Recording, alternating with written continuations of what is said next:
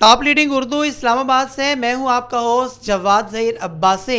नाज़रीन ग्रामी, आज हमारे साथ मौजूद हैं उबैद अब्बासी साहब, जो कि सरबराह हैं मुस्लिम तलबा महाज के, और आप रहनुमाई करते हैं मुस्लिम लीग नून की रावलपिंडी इस्लामाबाद में। पाकिस्तान का कितना नुकसान हुआ, या फिर जब पाकिस्तान ने जवाब दिया तो इंडिया का कितना नुकसान हुआ, ये सारी बातें जानेंगे हम आज के इस इंटरव्यू में। कल जो हिंदुस्तान के साथ पाकिस्तान ने किया वो तो हमें वो सिंदूर दिखाने आए थे और हमने उनके पूरे चेहरे पे मल के बेच दी। आज देखें MiG-20 मोदी चीख चीख कर कबाड़ में बेच रहा है, कह रहा है 3 डब्बा बेच।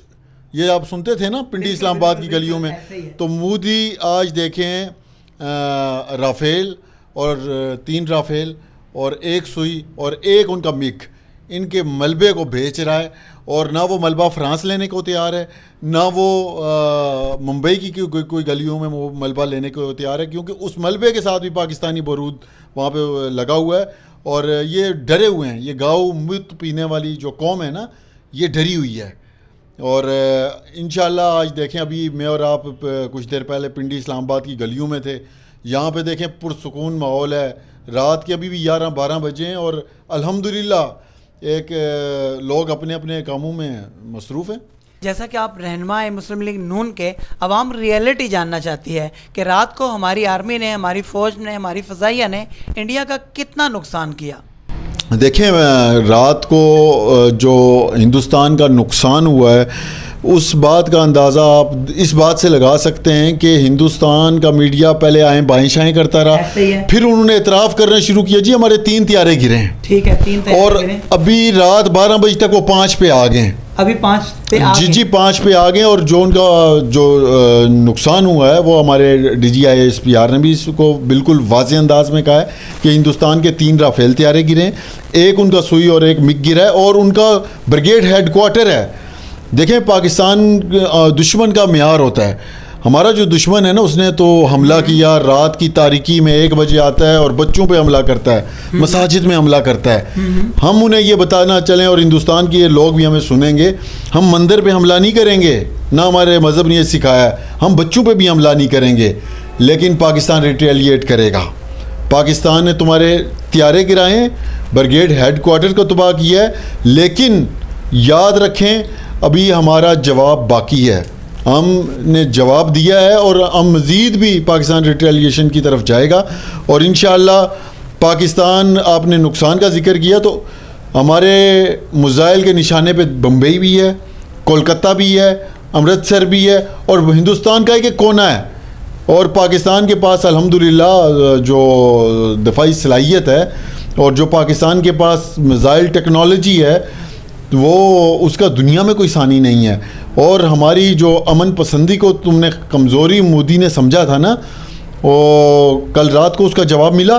कल उनके त्यारे तो उड़े थे पाकिस्तान पर हमला करने के लिए, लेकिन जब वापस पलटे तो वो ज़मीन पर थे। कौमी सलामती कमेटी की एक आज अहम मीटिंग हुई, वज़ीर-ए-आज़म पाकिस्तान शहबाज शरीफ की सदारत। उसमें तमाम services chief, joint chief of staff और आर्मी चीफ, और इसके अलावा इस कौमी सलामती के कमेटी के मेंबरान ने शिरकत की।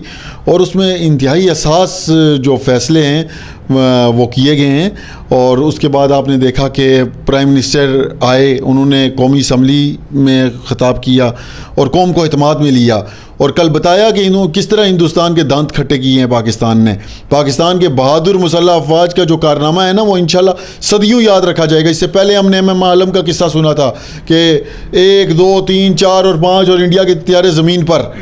और कल हमने देखा शाहीनों ने जो कारनामा सर अंजाम दिया कि पाकिस्तान का 1 त्यारा नहीं गिरा, और हिंदुस्तान के 5 त्यारे, जिस पे राफेल, हिंदुस्तान नाज करता था राफेल पे, तो कहता था हमारा राफेल आएगा, पिछली बार तेजा था और ये होगा वो होगा मोदी।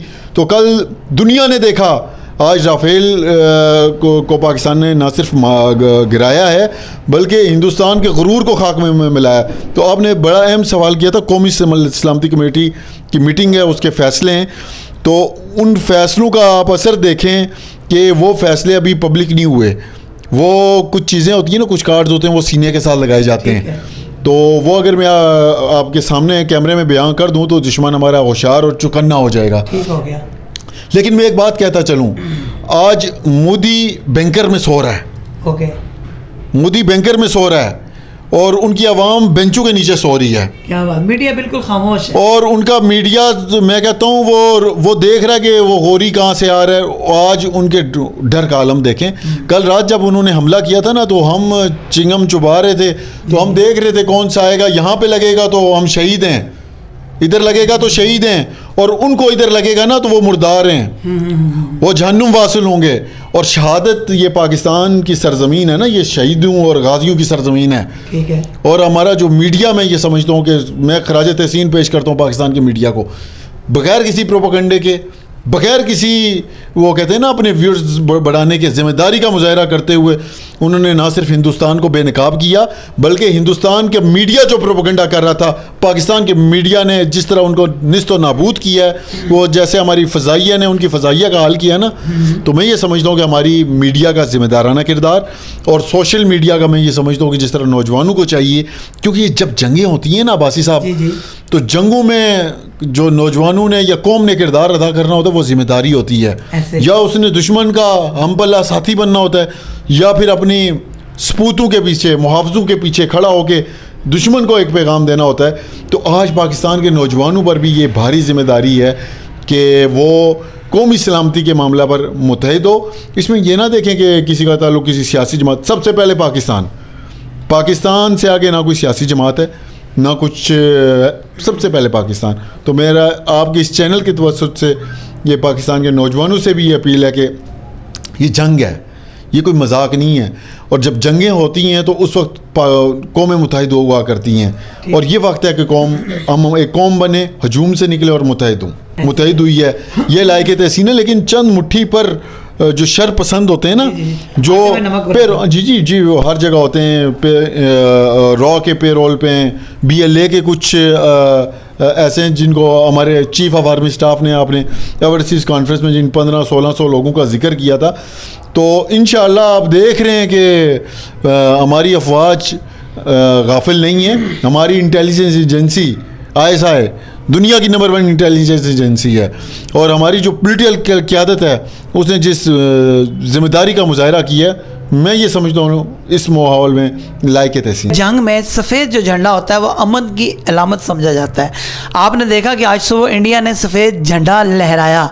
अब इंडिया मक्कार भी है, फिर दुश्मन भी है, फिर झूठा भी है, फिर मुनाफिक भी है। क्या उनके सफ़ेद झंडे के ऊपर बिलीव करना चाहिए हमारी फ़ौज को या फिर हमारे सरबराहान को? देखें, पहली बात मैं आपको ये बताता चलूँ कि जब उन्होंने पाकिस्तान पर स्ट्राइक की एक साजिश रची और ये स्ट्राइक करने की कोशिश की, तो आपने देखा जिस तरह जब पाकिस्तान का जो जवाब था ना, वो उससे 10 गुना ज़्यादा था। और उस जवाब को देखते ही ये गौ मूत पीने वाले मोदी और एक चाय बेचने वाला, उसने सफ़ेद झंडा लहरा दिया, भाई अब हम पे हमला ना करना, अब रिटेलिएट ना करना, बस हम हमारे हाथ ऊपर हैं, अब हमारे 5 हथियारे गिर चुके हैं, हाथ हमारे ऊपर हैं। ऐसे ही है। लेकिन हम खून का बदला खून, और हम इस खून का जवाब लेंगे मोदी से, और आप देखेंगे, ये पूरी कौम देखेगी। हमने उनके ना सिर्फ हथियारे गिराए, हमने उनका ब्रिगेड हेडक्वार्टर को तबाह किया है, बल्कि आज वो डरे हुए हैं, सहमे हुए हैं। हिंदुस्तान पूरा डरा हुआ है। हूबहू का उनका आलम है कि वो ये सोच रहे थे कि शायद पाकिस्तान 5 मिनट की खामोशी इख्तियार कर लेगा, या वो ये सोच रहे थे कि शायद पाकिस्तान कुछ ऐसी। लेकिन हमारी बहादुर मुसल्लह अफवाज में उन नौजवानों को जो उस महाज पे गरम गरम खून अपना पेश कर रहे हैं, और बिलखुसूस हमारे फ़ज़ाइया के जवान, देखें रात के उस पैर उनका त्यारा जब यहाँ से बुलंद होता है ना, तो पाकिस्तान के नौजवानों के हौसले, माओ बहनों की दुआएं, और वो कलमा तैयबा ला इलाहा इल्लल्लाह मुहम्मदुर रसूलुल्लाह, वो अलम, वो भी साथ उनके चल रहा होता है। कहते हैं ना हमारा पायलट बड़ा दिलेर है। और अगर मैं ये कहता हूँ कि उसे JF-17 हो या उसे हमारे पास तो पुराने हथियारे भी मौजूद हैं, उसमें जो जज्बा ईमानी होती है ना, वो ला इलाहा इल्लल्लाह मुहम्मद रसूलुल्लाह होती है, और वो जब चलता है वो दुरूद शरीफ पढ़ के निकलता है, और फिर जब वो पलटता है और फिर पलट के फिर झपटता है, तो फिर वो दुश्मन को ललकार का सामना करना पड़ता है, जिसका अमली मुजाहरा आपने देखा 5 तैयारों की सूरत में। बिल्कुल ऐसे ही। अच्छा अब्बासी साहब, रात को मैंने ये देखा जब नूर खान एयर बेस से 3 तैयारे उड़े, पहला उड़ा 12:43 पे, दूसरा फिर इस तरीके से तीसरा, वहाँ पर जो नौजवान थे ना बिल्कुल ऊँची आवाज़ से की आवाज़ जो है ना लगा रहे थे और बड़े खुश थे। हालांकि जंगें होती हैं तो लोगों के ऊपर सन्नाटा छा जाया करता है, उसकी कोई ख़ास वजह है? देखिए रात को जो माहौल था वो बड़ा, इसकी हिस्ट्री लिखी जाएगी।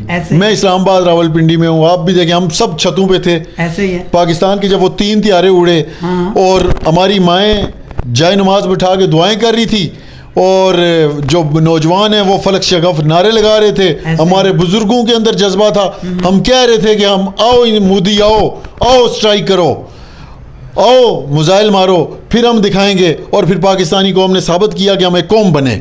हमने मोदी को बताया, हमने उनको बताया कि पाकिस्तान के शाहीन जब उड़ते हैं तो कैसे चपटते हैं। और मैं ये पाकिस्तानी कौम का जो जज्बा है ना वो पाकिस्तानियत का है, और उसके अंदर जो खून है ना उसने सबस हिलाली परचम को बुलंद करके साबित किया है कि आज ये कौम मुतहिद है। आज वो सोशल मीडिया में जो चंद ट्रोलिंग देखें, वो साइबर जंग भी हिंदुस्तान ने शुरू की है। बिल्कुल, बिल्कुल। और उनके पे रोल पे वो कुछ व्हाट्सएप ग्रुप्स में वो तहरीरें बना के भेजते हैं ताकि पाकिस्तानी नौजवान इन्हें कॉपी पेस्ट करें। लेकिन ये कौम आगाह है मोदी, हम मोदी की इन तमाम साजिशों से आगाह हैं और इन साजिशों का मुकाबला इंशाल्लाह पाकिस्तान के नौजवान करेंगे, अपनी अफवाज के पीछे खड़े होकर करेंगे, इसको ये कौम बन के करेंगे इंशाल्लाह। कैसी लगी आपको उबैद अब्बासी साहब की गुफ्तगू, मुझे ज़रूर कमेंट बॉक्स में बताइएगा। टॉप लीडिंग उर्दू इस्लामाबाद से आपने होस्ट जवाद ज़हीर अब्बासी को दीजिए इजाज़त। अल्लाह हाफिज़।